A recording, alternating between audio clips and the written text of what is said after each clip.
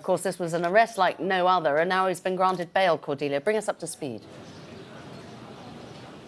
Yes, it's been an incredibly dramatic few days. Imran Khan arrested at the High Court just a few days ago. Then yesterday, the Supreme Court ruled that that arrest was unlawful.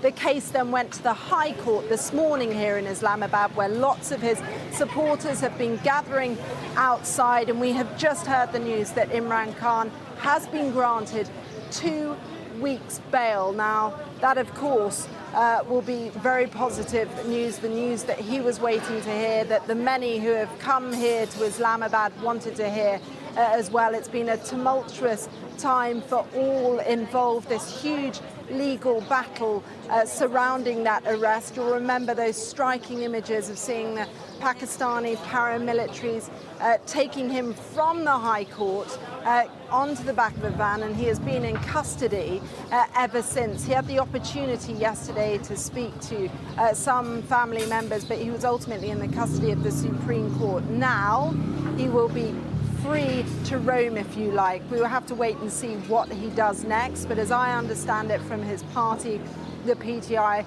there is a plan for him to address his supporters. We've seen some very intense protests breaking out throughout the country, people enraged by what they feel has been unjust. The Supreme Court also ruled that they felt that it could have a chilling effect, this kind of arrest, and ultimately justice was not being served. But this is not the end of the story, because Imran Khan faces 127 cases against him of contempt of court and corruption as well. Just half an hour ago, I was hearing news of a potential rearrest by Punjab police. Lots of worry inside Khan's camp around that. And there certainly is the possibility that he may move from here and be rearrested for another charge. So plenty of jeopardy potentially still ahead. But nevertheless, for now at least, he is able to walk free. Nonetheless, Cordelia, it is fever pitch, isn't it? Mr. Khan does enjoy significant support across the country. He survived an assassination attempt. It's going to take a lot to calm everything down. Yes, you know, these are really febrile political times here, and the economy is struggling. We've got inflation, plummeting foreign reserves as well. The country's recovering from those awful floods a year ago as well. And this is an election year, so things really are quite tense. And we've seen these pitched battles between the government, the military establishment, Imran Khan's party. As you say, he does enjoy popular support. I spoke to the information minister last night as we heard the news from the Supreme Court. She said we will have to wait and see where this goes, but did defend the arrest. Take a listen to what she had to say.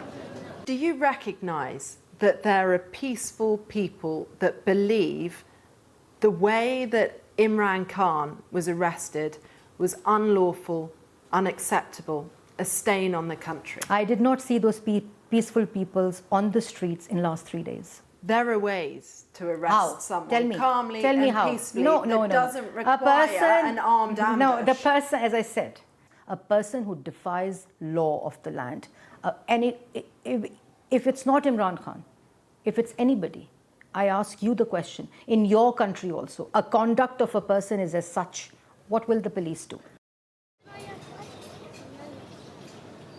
The information minister also vehemently denied that this arrest, first of all, had anything to do with the government itself, but also said that it wasn't an attempt to silence Imran Khan politically, that this is just about the rule of law. She also heavily criticised some of the violence that we have seen breaking out in pockets across the country. We've seen military installations set fire. She said they are terrorist acts and completely unjustified. Others you speak to here say, are they just exercising their democratic right to oppose an arrest that they have always claimed is unlawful? Well, today now, Imran Khan can enjoy 2 weeks on bail. I'm sure we will see in the hours to come his attempt to share his view, to redirect his supporters and to rally his troops.